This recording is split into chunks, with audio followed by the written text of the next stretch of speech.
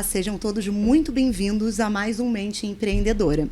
E antes de eu chamar aqui o nosso convidado, eu gostaria de indicar um livro muito bacana, que é Gestão Profissional na Prática.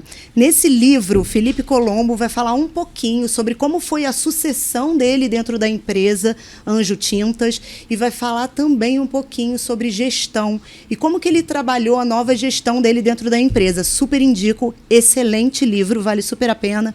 Ele é fácil de ler.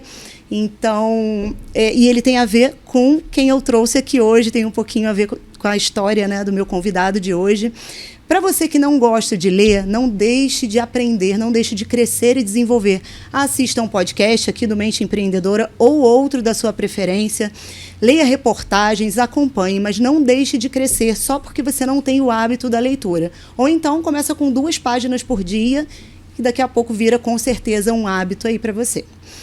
E hoje, no Mente Empreendedora, eu recebo um empresário com 23 anos de trajetória no mundo dos negócios, casado com Natália, pai do Davi, do Gabriel e da Isabela, apaixonado por dar aulas e por esportes.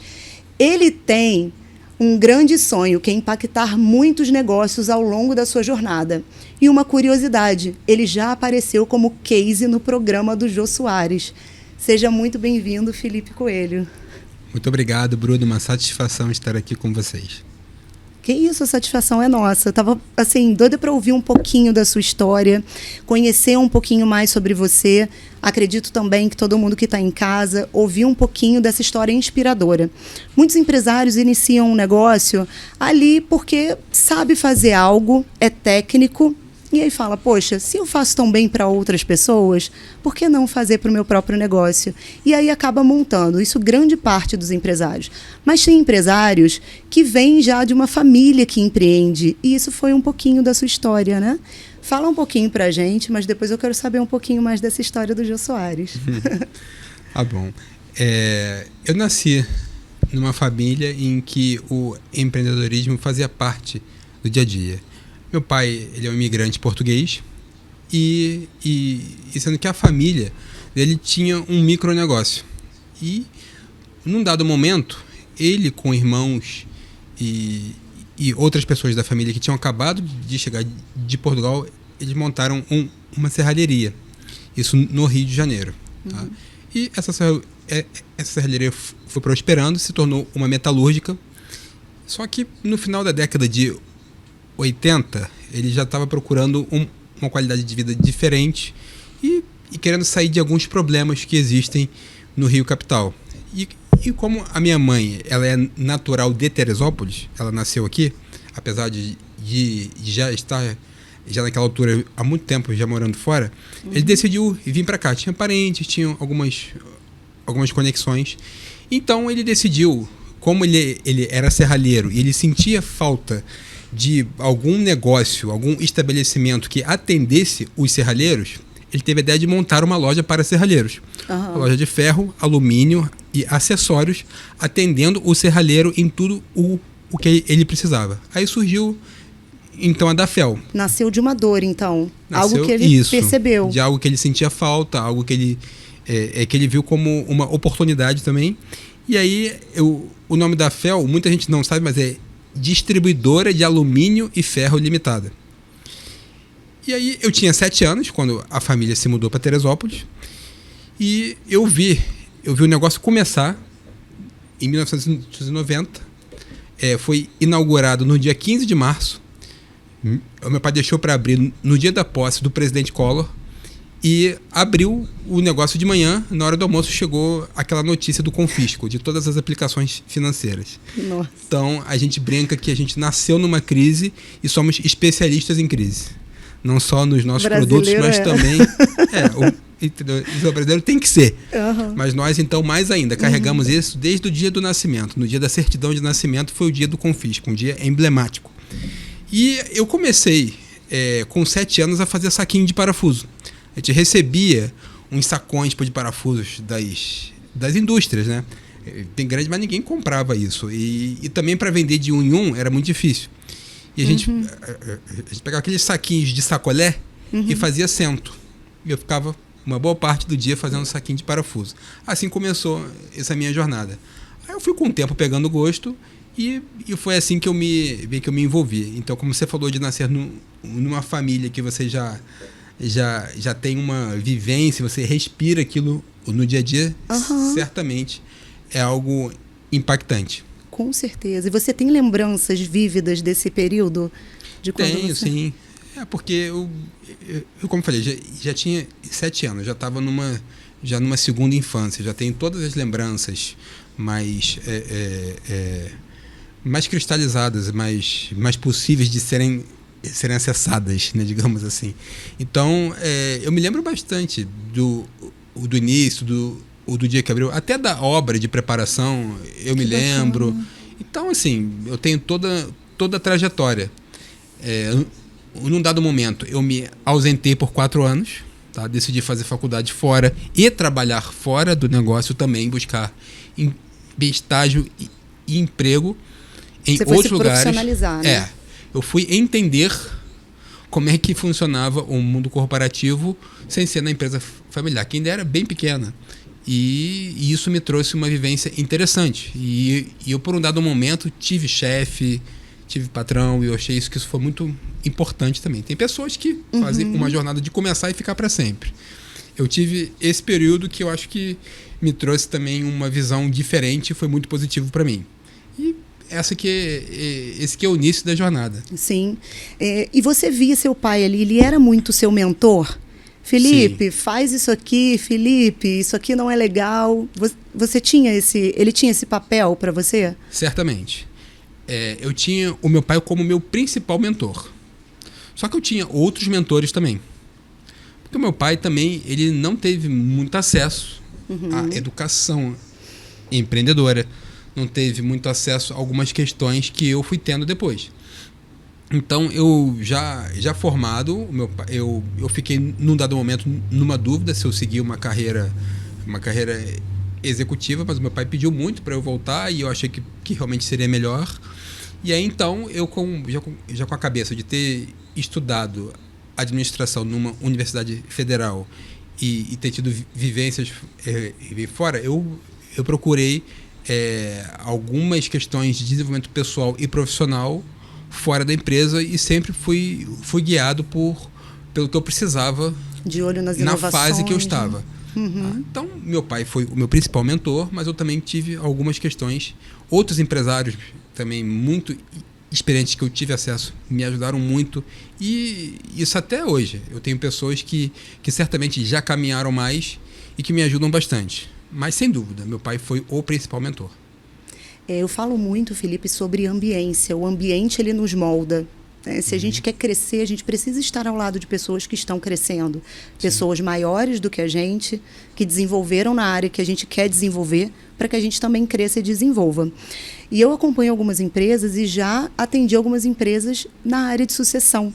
E eu vejo muito que os pais abriram de uma forma técnica, muito técnica, e a empresa foi indo e foi dando certo, e eles foram se adaptando àquele mercado. E quando os filhos entram, eles já vêm com uma mentalidade totalmente diferente, voltada mais para a gestão, olhando para fora, buscando inovação. Como é que foi isso hoje? Você e seu pai trabalham dentro da empresa, estão juntos. Como é que foi isso? Ele aceitou? Eu vejo pais que não aceitam, às vezes o filho quer trazer alguma inovação quando eles ainda estão juntos ali na gestão. E às vezes o pai não aceita. Como é que foi isso? Ele, não, Felipe, é isso aí, eu acho legal você trazer isso, vamos adaptar? Ou não? Ou foi difícil? É uma relação desafiadora, são gerações diferentes, com uma bagagem diferente, um contexto diferente, nasceram em momentos totalmente diferentes, até da humanidade. E foi uma relação que nesse desafio que eu falei, ela teve mais momentos harmoniosos e alguns momentos conflituosos. O conflito, ele faz parte de uma sucessão que é feita com realismo. Tá? Eu já vi sucessão sem nenhum conflito, e aí depois, quando é formalizada, quando se faz algum momento simbólico de virada de chave e se percebe que não houve. Ou quem foi preparado realmente não assumiu, ou então quem iria passar o bastão não passou. Isso acontece. Mas nós tivemos conflitos, tivemos muitos momentos altamente positivos, e o que eu deixo de lição, a principal lição que nós aprendemos, tá, que eu deixo para todos, é o seguinte: nós temos de um lado uma geração que tem algo grandioso, que é o legado, tá, que é a tradição.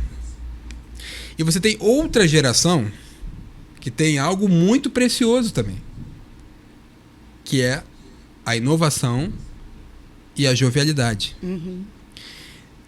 Um negócio, ele não vai ser pleno se ele não entender que ambas as questões são muito necessárias para a perenidade. Então, nós vemos com frequência, de um lado, uma parte dessa transição de geracional com dificuldade de aceitar a inovação e a diferença de constituição, de forma de enxergar o mundo, de modelo mental, de cosmovisão da geração que está vindo. Por outro lado, muita gente da geração nova também tem uma dificuldade enorme de reconhecer o legado, reconhecer a experiência e se aproveitar disso. Então fica aí uma dica preciosa. É necessário construir uma ponte que ligue essas gerações. Porque uma vai ter o legado, vai ter a tradição, vai ter muito para oferecer, e a outra... A sabedoria, né? A sabedoria. A outra vai ter a tecnologia, a disposição, a energia, entendeu? A criatividade. Essa pegada de transformação digital, a criatividade, muitos atributos. Então, por que não unir as duas coisas? Sim. Não estou dizendo que é fácil, só estou dizendo que é necessário. Sim. É importantíssimo. Isso é verdade. Você levantou um assunto aí super importante, porque a gente vê hoje aí o impacto. Não é hoje, eu acredito, né? Sempre que vem uma nova geração, que vem com mudanças, e ainda mais a nossa, que está na era da transformação digital, as pessoas, né, que estão na geração anterior sempre criticam os novos, de alguma forma. Essa geração não vai para frente. Mas eu acredito muito nisso, que toda vez que surge algo novo, é sempre para melhoria. Porém, a gente tem que olhar da maneira certa para poder aproveitar, assim como você trouxe aí, o que é bom de um, o que é bom do outro, e unir. Então, é sempre muito bom quando ambos estão com a mente aberta para poder trazer inovação e melhoria para dentro dos negócios, principalmente, né? Sim, isso aí se faz muito necessário, e é algo que não é o modelo, o modelo padrão. Na maioria das vezes as pessoas, por enxergar o mundo de uma maneira, acham que o outro está errado, mas é importante conscientizar para que os negócios sejam, os bons negócios sejam perenizados e não sucumbam por falta de uma associação bem feita. Conscientizar que é importante enxergar o outro lado. Teve uma coisa que me ajudou muito também. Eu sempre procurei histórias inspiradoras, sempre procurei ler, ouvir, entender a respeito de quem era bem sucedido. Então, empresas emblemáticas me inspiraram muito. Vou dar alguns exemplos. O Votorantim, Gerdau, eu poderia citar outras, que para mim são cases de sucesso, de gestão familiar, de governança familiar e de sucessão. Estudava muito esses casos e procurei uma certificação. Então, eu fiz uma certificação em governança corporativa voltada para empresas familiares. Uma certificação internacional pelo IBGC, e isso certamente me trouxe uma vivência muito boa, com muita substância para eu poder, na nossa realidade, ser também um agente de transformação para a geração toda, para a segunda geração toda. Eu sou o primogênito de 3 irmãos que trabalham no negócio todos três, e tem outras pessoas da família também. Então, eu de certa maneira, fui uma pessoa que construí essa governança que nós temos hoje. Num dado momento, nós temos uma consultoria para nos ajudar, mas hoje nós podemos dizer que nós temos o processo bem amadurecido, porque eu também fui buscar essa qualificação. Tá? Não digo que todos têm que fazer uma certificação em governança corporativa, mas, como eu falei, ler, entender, ou pelo menos fazer ouvir alguma coisa passa, né? Quem já passou. Que inspire, que ensine. Também me filiei lá a um Instituto Internacional de Empresas Familiares, que é o Family Business Network. Tá? Tive contatos com pessoas do mundo todo através dessa plataforma, que é fantástica. Nossa, que legal. Então a gente vai buscando. Você tem que sair da casca. Eu brinco com algumas pessoas. Gente, isso atrás dessa montanha aqui tem um mundo, tá? Não fica com a cabeça aqui no mundinho. Não é se antecipar, menosprezando, né, a nossa belíssima e maravilhosa cidade. Mas a gente não pode ter um olhar de que o mundo é isso aqui. Tem muita coisa para nos ajudar, nos inspirar. E olha que quando eu comecei essa minha jornada, não tinha a facilidade de conexão, de disponibilidade de material que hoje tem. É verdade. Então, eu incentivo isso a todos que queiram fazer esse trabalho. Busca material, busca inspiração. Você encontra no caminho muitas pessoas dispostas a compartilhar conhecimento, a ajudar, se sentem realizadas em ajudar. Muita gente pensa que não, mas você encontra pessoas assim na jornada. Então se conecte, vá atrás, porque certamente vai ser muito recompensador. Muito bacana. Fantástico. É isso aí mesmo, tem que buscar conhecimento. Hoje a gente está, né, em uma situação para o nosso país onde muitas pessoas plantaram a semente de que não é necessário fazer uma faculdade para você ganhar dinheiro, não é faculdade você fazer formações. Mas para mim isso é uma grande falácia, porque na verdade, quanto mais conhecimento você adquire, quanto mais formação você tem, mais conhecimento, mais você está preparado para o que está por vir. Então, é você se antecipar. Você falou aí que buscou grupos. Provavelmente, dentro desses grupos, vocês trocavam várias informações. O que dentro aí da sua família que acontece de desafio, de trazer e falar, poxa, eu também passo por isso. Como você resolveu? E aí, aprender, né? Hoje, as pessoas não estão estudando. E eu falo muito para os meus filhos, estude. Se as pessoas estão falando para não estudar, estude.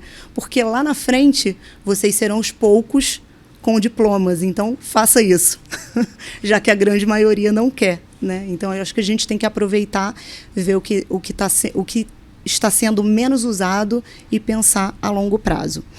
Felipe, hoje, na sua empresa, como é que você vem trabalhando essa nova geração? O mercado está reclamando muito, falando muito, eu trabalho com recrutamento e seleção também. Como está sendo desafiador encontrar profissionais qualificados e mesmo assim, como você falou, não tinham as facilidades, né, que tem hoje na minha época.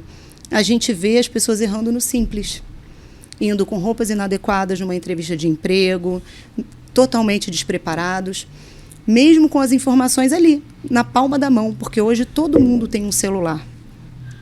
Como é que está sendo isso lá dentro da sua empresa? Como que vocês estão vencendo esses desafios? Certamente o nosso desafio ele é semelhante ao que nós estamos ouvindo de maneira generalizada do empresariado. Bem, isso é bem verdade que nós temos aí sendo divulgadas algumas vagas que têm elementos de precarização. Mas isso, eu acredito que seja uma minoria. E tem pessoas que estão ganhando holofote nas redes sociais, pegando, enfim, pensando alguns anúncios que tem um quê de bizarros e transformando em regra. E isso aí é um grande desserviço que estão fazendo. E por outro lado, nós temos excelentes vagas e oportunidades que isso não é divulgado com um tom sarcástico.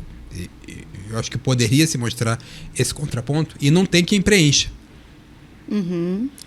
Então nós temos aí uma crise sem precedentes, porque nós estamos na era da informação, na era do conhecimento, no mundo digital, e muita gente não atinou para o que está acontecendo. Para apimentar ainda mais isso, nós temos uma guerra política sem fim, e no meio dessa guerra política há uma disputa por corações e mentes, em que uma das armas se tornou algum tipo de benefício social, que é algo necessário, tá? Eu friso aqui. O problema é o mau uso disso. Uhum. O uso político, por um lado, pelo lado dos governantes, e o uso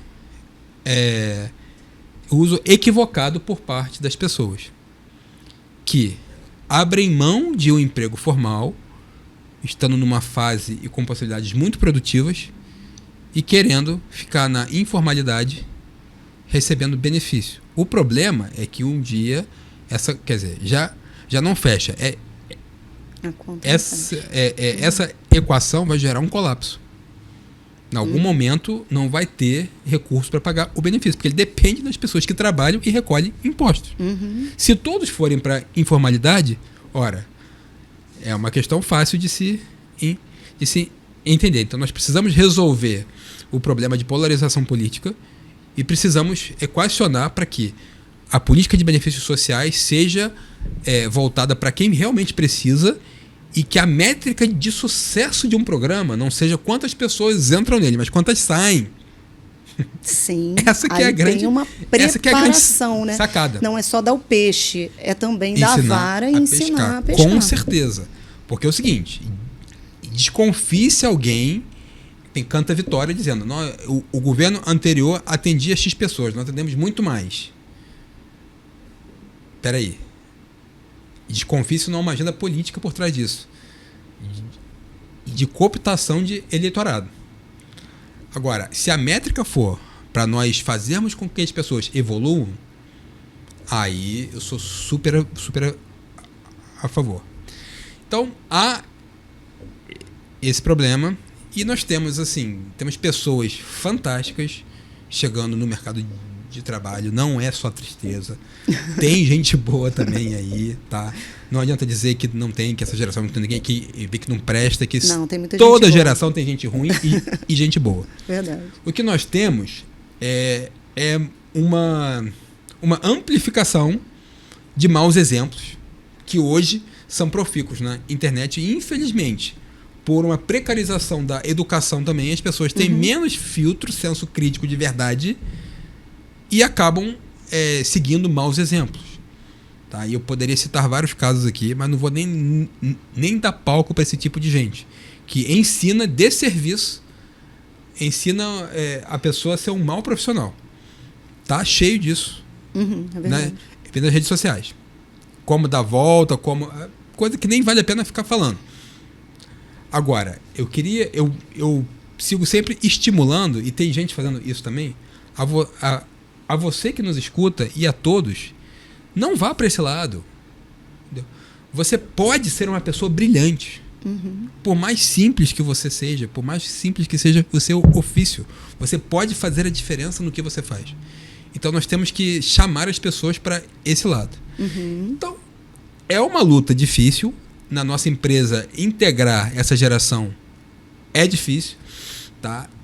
Nós temos um lado que precisa ser compreendido pela geração anterior, que é o seguinte: ora, se nós temos mais tecnologia, se nós temos mais recursos, se nós temos inteligência artificial, é natural, vou falar isso com muito cuidado, cautela, e que eu seja bem compreendido, é natural que o ser humano trabalhe um pouco menos.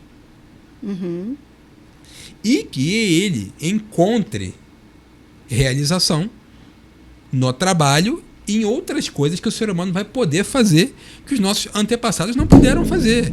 Então, o que essa geração está descobrindo é legal. Que é a qualidade o problema de vida. É achar que vai ter isso sem o trabalho. Sim. Aí a conta não fecha, a equação não funciona. Sim. Então nós precisamos tirar as pessoas que estão com esse problema, essa disfunção do novo cenário, e conectá-las no mundo real. Ora, nós temos um livro aí que fala de um grande influenciador de startups que ele diz que trabalha 4 horas por semana e é super produtivo. Ok, que bom. Mas isso não é uma regra geral. E também ele descobriu, entendeu maneiras de ser super produtivo. Dentro do negócio dele. É isso que... Exatamente. Uhum. É isso que as pessoas têm que entender também. E assim... E construir essa mentalidade. Agora, no dia a dia tá bem difícil. Porque assim... tem muita gente que está exatamente desse lado do problema e é uma luta inglória tentar trazer essas pessoas, mas a gente não vai desistir. Desistir não é uma opção nesse caso. Não é. Não é uma opção. É claro que a gente tem a situação do nosso país, né? Tem os governos e tudo mais. Isso impacta, a gente não pode fechar os olhos para isso e dizer que não impacta. Isso impacta na nossa vida diretamente, né?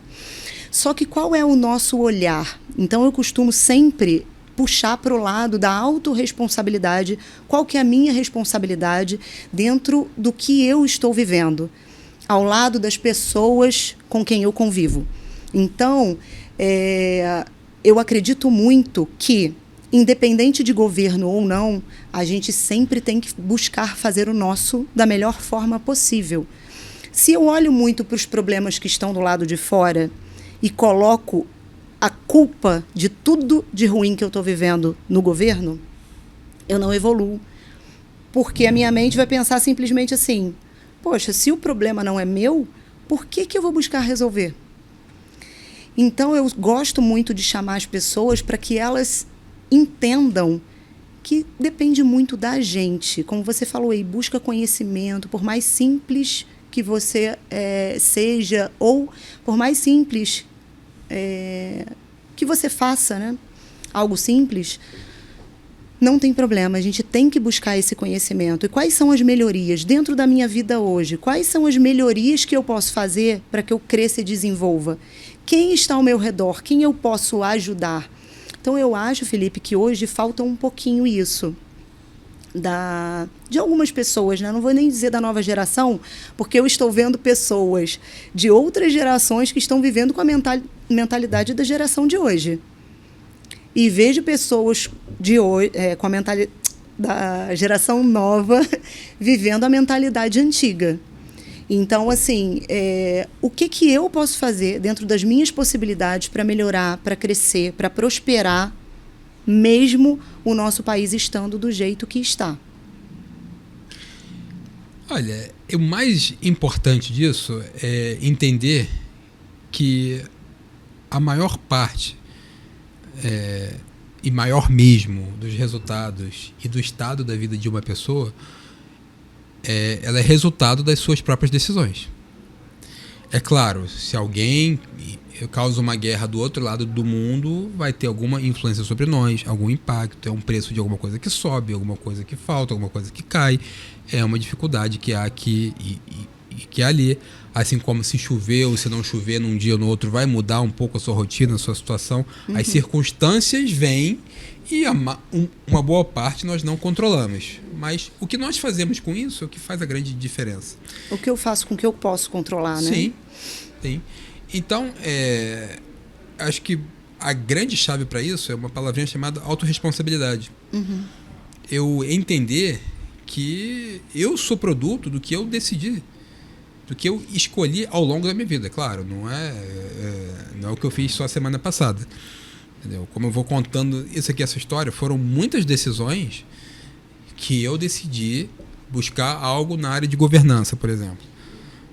Foram muitas decisões em que eu não fui por um caminho mais fácil num dado momento, mas que no outro momento se tornou mais fácil, porque eu já tinha uma lista de conexões e de sínteses mentais que me facilitaram muito. Uhum. Então, eu sou produto disso. Agora, na hora que eu escolhi também aprender sobre governança, eu tive menos tempo para aprender uma outra área do conhecimento que talvez seria bom também. Foi bom ou foi ruim? São situações que não não são fáceis de responder, mas tem muitas que são fáceis. A gente consegue olhar para trás e ver decisões certas, decisões erradas, e isso vai nos moldando, vai nos guiando para uma jornada da vida que não é um tiro de 100 metros, é uma maratona ou uma ultramaratona. Então é importante que todos saibam que o mais importante é o que é o que nós fazemos. O governo, ele é uma peça fundamental nesse processo? Ele tem uma influência gigante? Tem. Ele muda muita coisa? Com certeza. Ele piora a nossa vida ou melhora? Claro. Pode fazer com que a jornada seja mais fácil ou mais pedregosa? Pode. Entendeu? Então, por isso que a gente tem que votar com consciência, por isso que a gente tem que fazer parte de um processo de forma ativa e eu digo hoje, sem radicalismos, porque isso faz mal, tá? Tem um nível de toxicidade no radicalismo, seja qualquer que seja o radicalismo. Então, não se deixar levar por esse ambiente de toxicidade, mas também não ser guiado pela mentira de que o salvador da pátria... O salvador da pátria, não estou falando de uma pessoa não, tá? Até porque ao longo da história tiveram vários. Aquele salvador da pátria, que ele sim vai resolver todos os meus problemas. Não vai. Tá? E a gente tem que sair dessa pegadinha aí que custa caro pra gente. Tá? E por pior que seja o governo, e eu entendo que nós temos historicamente governos ruins, podemos ter governantes até num dado momento bem intencionados, mas os governos são ruins aqui no Brasil. Isso eu posso provar matematicamente. Tá? Não tem nenhum... São raríssimos os pequenos lampejos de coisas boas, mas tem gente prosperando, tem gente feliz. Então, será que esse é o fator principal? Será Apesar que é sorte? de ser importante? Sorte? Ou será que elas tiveram uma visão? Certamente. Uma visão de o que eu posso fazer diante de tal problema? Como eu posso resolver tal situação? Para onde eu preciso ir? Né? Dentro da neurociência, fala muito sobre como a gente trabalha a nossa mente. Então, a gente tem uma máquina extraordinária, né, que é o nosso cérebro. E quando a gente começa a buscar respostas, essa máquina começa a trabalhar a nosso favor. Então, desde o momento em que eu estou passando por alguma dificuldade ou quero crescer e desenvolver, ou seja na minha empresa, ou seja no colaborador, digo isso porque eu já trabalhei com muitos empresários que tinham uma mentalidade completamente fechada, não tinha uma mentalidade de crescimento, de desenvolvimento, estava sempre colocando a culpa nos colaboradores, ou no governo, ou nos problemas, ou nos próprios consumidores. E não é isso, e não é bem assim. Então, a gente tem uma máquina muito poderosa que trabalha a nosso favor, mas ela está sob nosso comando. Sim. O que eu estou pedindo para ela? Para onde eu estou direcionando? Eu faço recrutamento para poucas empresas, porque esse não é o meu foco. O meu foco é a consultoria empresarial e a gestão. Mas eu vejo muita gente despreparada, Felipe, nas entrevistas. E o que me preocupa hoje não é assim, o que falam da nova geração, né? De eles não querem saber de nada, coisas desse tipo. O que me preocupa é a falta de vontade de crescer e melhorar. Eu vejo e eu pergunto: qual é seu sonho? Quais são as suas expectativas de curto, médio e longo prazo, para poder entender a mente, entender onde essa pessoa quer chegar e como eu posso ajudá-la. E você vê que as pessoas querem, mas elas não querem de verdade.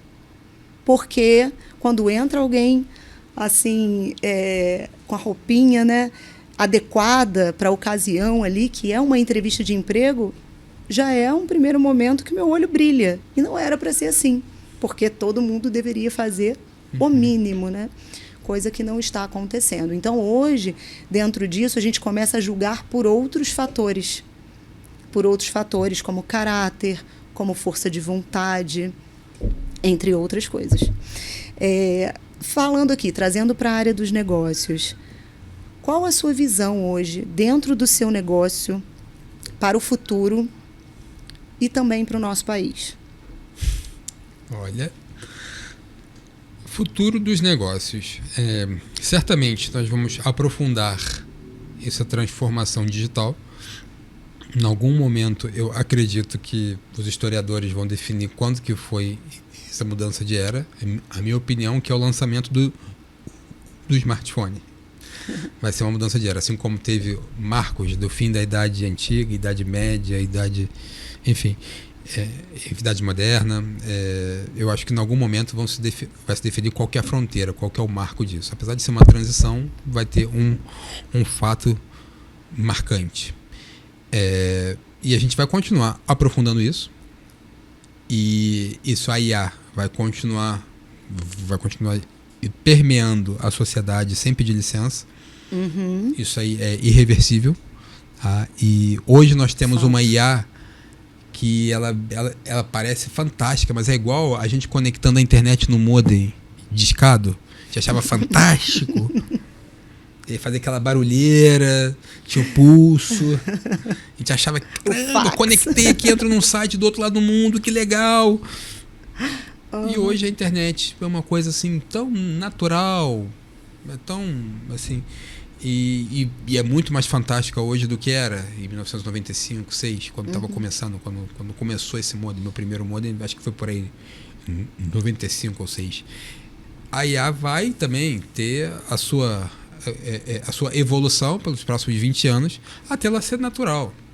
E o que vai acontecer de mudança de comportamento do consumidor, comportamento do capital, comportamento das questões governamentais, da documentação?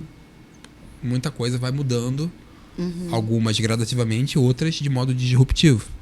Então, estejamos preparados para esse cenário que nós não conhecemos, tá? O que é mais difícil ainda, tá? Você se preparar para algo que você sabe. Vou me preparar para a Copa do Mundo do ano que vem. É uma coisa já mais ou menos conhecida. Pode ter uma mudancinha ou outra, são mudanças que vão de uma edição para outra gradativamente, lentamente. Isso é uma coisa. Vou me preparar para a revolução da IA. Para onde que ela vai? Quais os limites? Qual a velocidade de que as tecnologias vão? A gente não sabe. Então, é se preparar para esse mundo que está sendo construído, tá? Que vai demandar nossa capacidade de adaptação.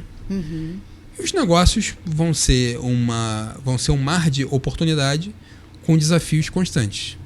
Então, assim como foi na era industrial, né? Isso, e muitas outras. E muitas pessoas foram às ruas, também, né? Desempregadas, que as máquinas estavam tomando seus empregos. Eu acho que a gente está bem por algo aí. Algo similar, algo que tem uma similaridade, porque muitas pessoas estão perdendo seus empregos, mas se você analisar, muitas têm uma essência em comum. Por exemplo, tarefas repetitivas.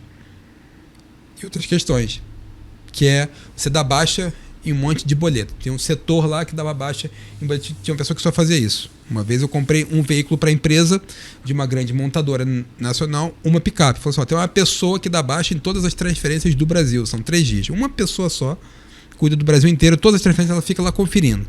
É uma questão de compliance.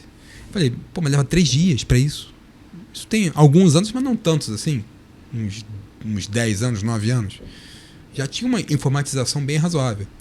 Esse tipo de tarefa está realmente acabando. Mas estão surgindo outras. E aí cabe a todo profissional estar antenado no que está surgindo de novidade. Então, assim, tem que estar de olho nisso, tem que estar de olho no geral e seguir. Agora, a situação do país. Tá? Eu não vou ser otimista. Eu não acredito que o Brasil vai para um rumo daquela história de o gigante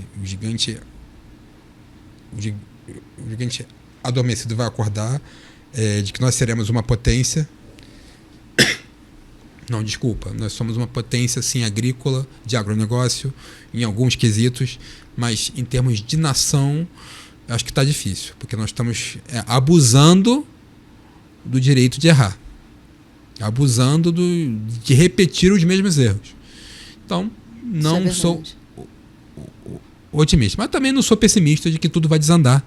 De que a gente vai ser aí o país mais problemático do mundo, que a gente vai entrar em guerra civil. Também não.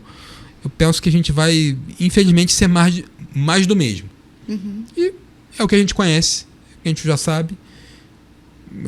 Para quem bem trabalha e se governa, dá para viver uma vida decente e relativamente boa, mas que seja uma vida de país organizado, de muito respeito, de muita civilidade, de avanço, eu estou um pouco mais pessimista. Então, nem tanto, nem tão pouco. E a analogia que eu gostei é o seguinte: o Brasil não vai nem descer e nem subir de andar, vai ficar no mesmo andar. Então, o prognóstico, por enquanto, é esse. Pode vir outra geração daqui a um tempo que vai dar uma virada nesse jogo? Pode ser. Tudo depende da população, de como ela vai encarar e como que ela vai ter um mindset voltado para evolução e não para acomodação. Que é o que você falou aí. As pessoas não estão com a capacidade de querer mudar de fato. Entendeu? Então, vai acabar sendo mais do mesmo com tudo que a gente já conhece. Eu acho que vai mais ou menos nessa linha. Você esteve na NRF, né? Sim. O que você viu lá que você já trouxe, já implantou aqui? Ou você acha que vai demorar mais um pouquinho para poder chegar aqui? Pretende ir nessa próxima? Olha, a NRF é uma experiência sensacional que eu recomendo para todo mundo que gosta de negócio. Para quem é do varejo, é imperdível. Se programe para ir pelo menos uma vez na vida na NRF. Tá? A grande questão é que o nosso negócio ele não é só varejista, ele tem várias vertentes. Nós temos também um negócio industrial, nós temos um negócio de logística e transporte, nós temos um negócio de atacado e distribuição. Então, dentro do negócio tem várias vertentes. Então, nós precisamos ter um olhar um olhar com carinho para não só um lado. Então, nós temos outra prioridade que não é mais a NRF para os próximos meses. Mas é uma vivência que eu gostaria de ter em outros momentos. E se eu tiver oportunidade de ir na próxima ou nas próximas, certamente vale muito a pena. Tá? Mas, como eu falei de escolhas, temos que dosar um pouquinho isso daí. Algo que nós tenhamos implantado de imediato, tá? Não tem nenhum exemplo para dar. Por quê? Porque também a gente já estava ligado no que estava acontecendo, mesmo sem estar lá. A gente sempre segue as pessoas que vão, a gente olha os resumos que fazem. Então a gente já vinha implantando algumas questões que nós vimos lá. É claro que você vê com muito mais profundidade. Então eu acho que eu posso dizer que não tem nada que nenhum insight totalmente novo, mas com certeza nos levou a ter uma energia e recursos mentais maiores para aprofundar as mudanças que nós já vimos fazendo. A NRF, isso acontece há mais de 100 anos e é algo realmente muito relevante para o mundo dos negócios. Que bacana. Felipe, deixa uma mensagem para os empresários que estão nos ouvindo, para os colaboradores, para os líderes, para as pessoas que querem crescer e desenvolver, porque esses são as pessoas que nos ouvem e nos acompanham. Qual a mensagem que você deixa para esses empresários, para esses líderes, colaboradores, para que eles realmente saiam ali da caixinha? Vou colocar um nome que... Olha para essa câmera aqui. Tá. Bruna, vou colocar um nome que resume isso que você falou. Empresários, líderes, profissionais que querem abraçar a alta performance. Enfim, muitas categorias que eu vou colocar numa só, que é um elo que une todas elas, e eu falo com você. Agente de transformação. Certamente é necessário que você acredite que nós podemos sim melhorar, impactar, evoluir muita coisa ao nosso redor. Mas primeiro, nós precisamos melhorar a matéria-prima que há dentro de nós. Nunca deixe de crescer, evoluir, melhorar, para que você seja esse agente de transformação que eu sei que você já tem vontade de ser. Juntos nós podemos fazer muito pela nossa comunidade, pelo nosso país, pelas pessoas que nós amamos. Então, acredite que você pode ser um agente de transformação cada vez melhor. Felipe, antes da gente finalizar, conta pra gente como é que foi essa história do Jô Soares. Foi um case de fonoaudiologia. Vou contextualizar aqui para quem não sabe. Tá? Eu, na minha mais tenra infância, eu desenvolvi uma disfemia. Para quem não sabe, esse é um termo técnico para gagueira. Isso foi uma situação muito minha particular, tá? Que isso aconteceu com o nascimento, segundo os meus pais. Aí eu já não tenho lembrança disso, com menos do que 2 anos, com o nascimento do meu irmão. Aquele ciúmezinho de criança. Tem uns que fazem um xixizinho na cama lá, tal, pá. O que aconteceu foi isso. Mas, infelizmente ou felizmente, não foi só uma fase. A coisa meio que ficou. E aí, isso sempre foi uma questão para mim. Foi um desafio na infância, na escola. Mas tive muito amor, enfim, graças a Deus, e isso me ajudou muito. E eu tive bons momentos, fases melhores, fases um pouquinho pior. E eu passei para a faculdade, passei para a Universidade Federal com 17 anos e fui morar sozinho. Então eu estudei a vida inteira no mesmo colégio, aqui em Teresópolis, um colégio que na época eu considerava ele muito acolhedor.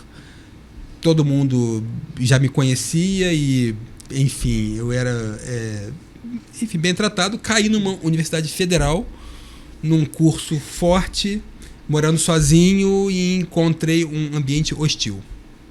Logo de cara, apresentação oral e algumas questões assim, e aí aquele ambiente me assustou. Eu com 17 anos apenas, e a minha gagueira deu uma piorada nesse momento. Então, algumas pessoas, amigas da família sensibilizadas, viram num programa de TV um fonoaudiólogo muito polêmico, mas que tem um método bem forte de um tratamento de choque em que você é exposto nas aulas dele, tá? Com um grupo, com uma plateia de alunos já tratados. E ele é polêmico, mas tem os seus resultados. E aí eu fiz uma consulta lá, fiz uma experiência, fiz o tratamento com ele. Eu fonoaudiólogo Simon Weintraub. E aí, um tempo depois, ele foi convidado para dar uma entrevista no Jô Soares. E ele levou 2 alunos tudo que ele fazia, isso na época, no 2000, era muito inovador. Ele filmava tudo. Numa época que não tinha esses recursos de hoje, digital, celular, câmera fácil. Uhum. Não, era tudo no VHS, tal, tinha câmeras, tinha um palco. Hoje você tem vários estúdios como esse aqui de podcast, tal, mas na época não era uma coisa comum. Ele filmava tudo. Então ele chegou lá, ele na primeira aula me deu um susto lá, sobe no palco, pá, e aí eu fiquei um tempão para falar o meu nome. Fala o seu nome aí no microfone. Fiquei um tempão para falar meu nome, um tempão para falar um monte de coisa. Aí ele falou, tá bom, calma, agora a gente vai fazer o tratamento, tal, vamos estar. E aí ele mostrou no Jô Soares como eu cheguei lá, e 3 meses depois, com a fala bem mais fluida. E aí tem lá no YouTube, dá pra ver, assim, as pessoas, tem gente que não acredita, mas eu digo que é verdade o que tá ali, parece que não é, mas é. E aí então, no dia seguinte, essas pessoas me reconheceram na faculdade. Tive no Jô Soares ontem, até tem transporte público, as pessoas me olhavam, porque eu não sabia que o Jô Soares, apesar de ser um pouco mais tarde, 11 horas da noite, tinha uma repercussão gigante. Uhum, e assim, uma boa parte do Brasil me viu. E em alguns momentos que eu faço algumas palestras de motivação, de superação, eu mostro isso. Que legal. E as pessoas hoje, 24 anos depois, eu lembro, eu tava lá, eu vi você na televisão, era você lá, nossa, você tá diferente. Eu espero que esteja um pouquinho melhor. Então foi isso que aconteceu. E assim, eu tenho uma jornada de superação na área da fala, porque eu tinha uma dificuldade muito grande para falar, e hoje eu tenho facilidade. Eu falo em público, você já me acompanhou em alguns lugares, viu, né? Palestra. Então hoje eu faço todas as aberturas dos Cafés com Ideias, eventos na cidade pedem para eu abrir, fazer ou palestrar. Eu tenho que recusar bastante convites, senão eu não trabalho. Eu tenho que cuidar do meu negócio, mas eu tenho vários convites para dar aula, para eu dizer, gente, não posso, ou então joga para daqui a tanto tempo. Tá?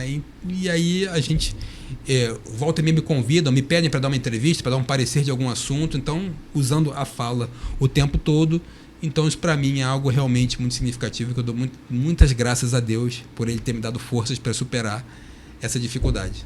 Que legal, cara. Isso é muito bacana. Você me fez lembrar de uma história que tem nesse livro aqui, Desperte Seu Gigante Interior, porque o Tony Robbins, ele fez isso com uma pessoa que era também muito gaga, ele desenvolveu na infância, e se eu não me engano, eu não me recordo, porque eu já li esse livro já tem um tempo. Não sei se foi uma semana ou 15 dias, mas eu acho que foi em uma semana. Ele conseguiu transformar a vida dele. O rapaz não é mais gago e hoje ele é palestrante. Então, assim, incrível, né? E você que está aí nos ouvindo e ouvindo essa história maravilhosa, nós somos capazes de coisas extraordinárias quando a gente verdadeiramente quer. Então, se você quer desenvolver, crescer, você com certeza tem a capacidade de conseguir muito mais do que você imagina. Basta você estar com as pessoas certas, ter vontade, buscar as ações corretas, com certeza você vai conseguir. Isso é fato, né, Felipe? Tá aí, Felipe, para falar. Não é só a história também de um livro, né, que é real, mas... Existem muitas pessoas que, se você procurar, você vai ver que venceram situações aparentemente impossíveis. Existem pessoas que superaram dificuldades imensas. Nós fizemos um evento aqui na cidade para quase 1.000 pessoas que muitos disseram que era impossível. E eu abri o evento falando, olha, hoje a gente trouxe pessoas altamente graduadas da Disney e o Walt Disney dizia, eu gosto do impossível porque lá a concorrência é menor. É menor. Mas eu falei o seguinte, mas eu gosto mais ainda de uma frase, que tudo é possível ao que crê. Então eu sigo essa filosofia e faço dela isso é um combustível para a gente ir lá alcançar os nossos propósitos. A gente está falando aqui de alcançar, lembrei da Zélia, porque Zélia me mandou mensagem hoje. A Zélia é uma empresária, recém-empresária, que abriu um negócio e me procurou por indicação de uma empresa de contabilidade que me indicou meus serviços de consultoria. E hoje ela me mandou mensagem, a gente troca algumas mensagens, e ela me enviou uma mensagem dizendo, Bruna, olha, eu já estou buscando isso, porque naquele momento ela não podia pagar ainda o valor para poder passar pela consultoria. Mas a gente fica ali trocando ideia, vou dando dicas, e aí ela sempre lembra de mim, me manda mensagem, Bruna, olha, estou indo nos eventos de network, estou participando de palestras, agora estou fazendo um curso. Então, assim, Zélia, um beijo gigante para você, porque você é um exemplo de ser humano, de empresário, de pessoa que quer crescer e desenvolver. Porque quando a gente quer, a gente faz, a gente vai atrás com o que a gente tem, dentro das possibilidades que a gente tem para poder realizar. Muito obrigada pela sua presença, com certeza aprendi muito aqui hoje. E você que está em casa, muito obrigada pela presença, continue nos acompanhando. Se você ainda não nos segue nas redes sociais, siga a TV Cidade e o @Mente Empreendedora na TV para poder assistir os nossos cortes e saber quem é que vai estar com a gente nos próximos programas. Muito obrigada pela sua presença.